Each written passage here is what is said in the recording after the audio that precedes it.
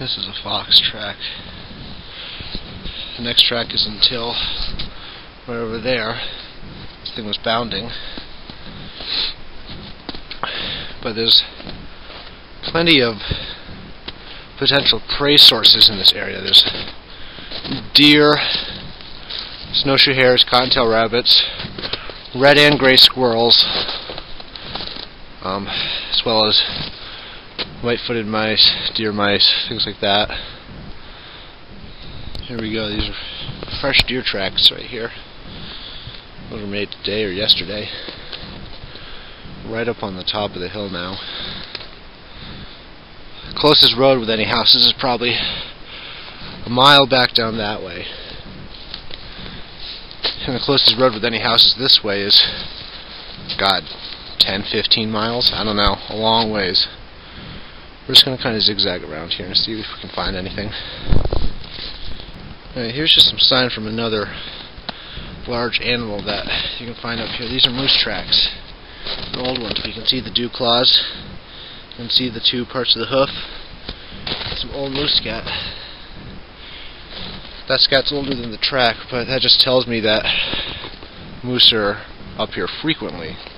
And this is actually just the kind of area that moose like to spend the winter. They like to winter up on the top of mountains as opposed to deer, which spend their winters down in the valleys and gullies where they have more protection from the deep snow. The moose don't have a problem with walking through that.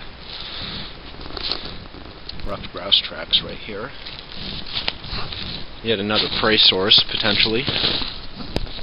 Just came down off the top of the hill to kind of just take a better look down in this gap up onto this larger peak. And here's something.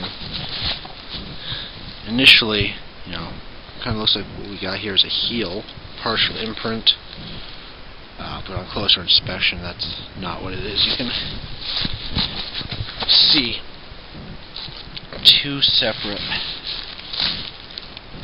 grooves here, and that's what that is. Those are overlapping hoof tracks, either from a moose or a large deer. So it helps to know and be able to identify your animal tracks, although sometimes they can be extremely difficult with old snow and old sunken out tracks. Sometimes you just really can't tell. Mouse tracks right there. Grouse tracks. Some more grouse tracks here. There's an abundance of ruffed grouse up here. There's a ton of them. Something that could potentially be caught by throwing a rock at it and killing it. A lot of the times grouse will not necessarily fly when they see you. They'll freeze or just slowly walk and try to rely on their camouflage. So if you have good eyes, you can spot them before they go a lot of the time. Well, here's some more animal sign.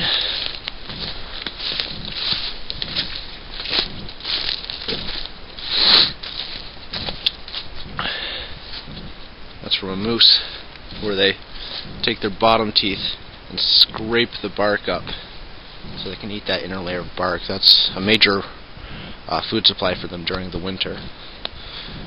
And that's just, there's some more right down there. That's just more evidence that moose use this hill during the winter months. Right here are some deer tracks. A lot of people would walk right over these and not see them. Track there, there, there. There's actually several different deer tracks here. That one's a moose. Hoof, dew claws. Hoof, dew claws. That's not the deer stride, that's two different deer walking through right there. Or the same deer on two different occasions. Not recent, but that shows us that deer are in here frequently as well.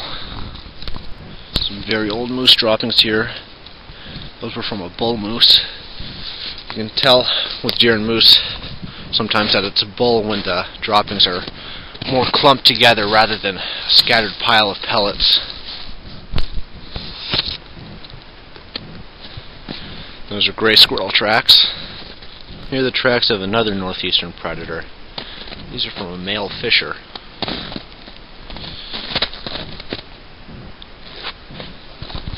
You can tell it's male from the size. The males are much larger than the females. Here's the scat from a very young deer. This is from a fawn. It's actually really fresh. There's deer tracks right there.